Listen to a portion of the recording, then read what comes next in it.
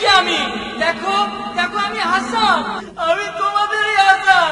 তোমরা এভাবে আমাকে ফেলে যেও না, এই নির্জন জায়গায় আমি একাকি থাকতে পারবো না। দোহাই তোমাদের